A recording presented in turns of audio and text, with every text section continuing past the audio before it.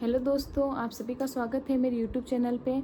तो आज मेरा जो टॉपिक है वो होगा चतुर्थ श्रेणी कर्मचारी भर्ती परीक्षा में जिन लोगों को डिपार्टमेंट मिल चुका है और उन उसमें भी आपको जो जिसको माध्यमिक शिक्षा बीकानेर मिला है उन लोगों का टाइम टेबल आ चुका है। तो ये सभी जानकारी मैं आपके साथ साझा करना चाहती हूँ।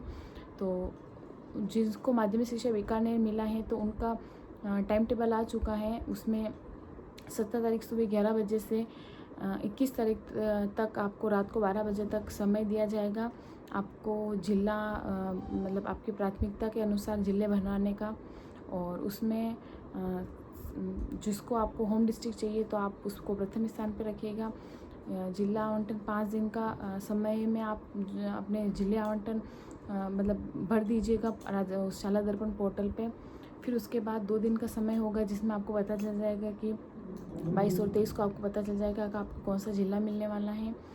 और इस 2 दिन के बाद आपको जो आपने आवेदन पत्र भरा है जिला भरने के लिए, तो उसको 24 और 25 को आपको 2 दिन का ऐसा समय होगा जिसमें आपका आवेदन पत्र जिस ज़िले में आपका चयन हुआ है वो वहाँ उस ज़िले को मिलेगा। और फिर काउंसलिंग की वहाँ पर तैयारी का 2 दिन का समय बताया गया है।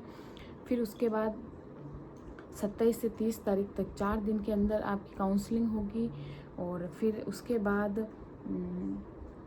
30 से 31 2 दिन का समय ऐसा होगा जिसमें आपके नियुक्ति के आदेश निकाले जाएंगे।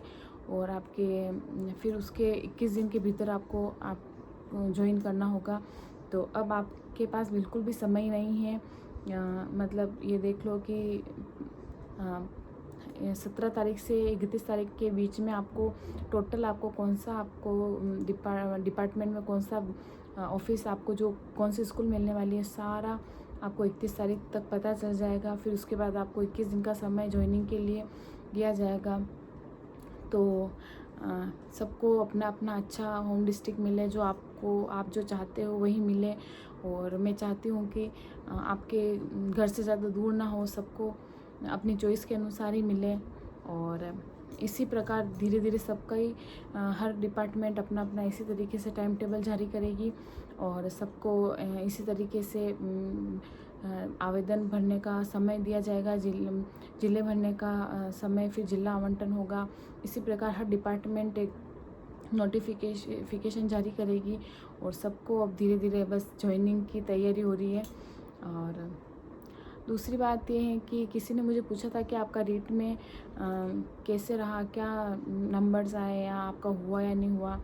तो उन सभी को मैं बताना चाहती हूँ कि जो मेरी कैटेगरी थी उसमें सिर्फ 2 ही सीट थी और 2 ही सीट में मैं बहुत नीचे रह गई। मतलब मैं अंडर 3rd रैंक के हिसाब से 30 नंबर के अंदर ही थी, लेकिन 2 होने की वजह से मेरा सिलेक्शन नहीं हो पाया। बाकी मेरे नंबर भी अच्छे थे, पर चलो कोई बात नहीं। जब नेक्स्ट वापस तैयारी करेंगे और आगे और भी मुझे मौके मिलेंगे कि मैं वापस तैयारी करके आगे बढ़ूं।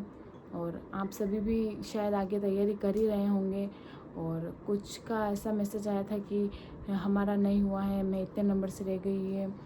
कोई बात नहीं, मतलब ऐसा नहीं है कि मैंने भी फर्स्ट टाइम एग्ज़ाम दिया और मेरा हो गया है। काफ़ी सारे ऐसे होंगे जिनका एक बार में नहीं हो पाता है, कितनी कितनी बार एग्ज़ाम देना पड़ता है, कितने कितने साल लग जाते हैं।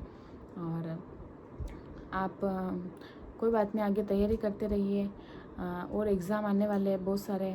तो आप CET भी आने वाला है, उसका एग्ज़ाम दे के आप काफ़ी सारी उसकी भर्तियाँ निकलेगी।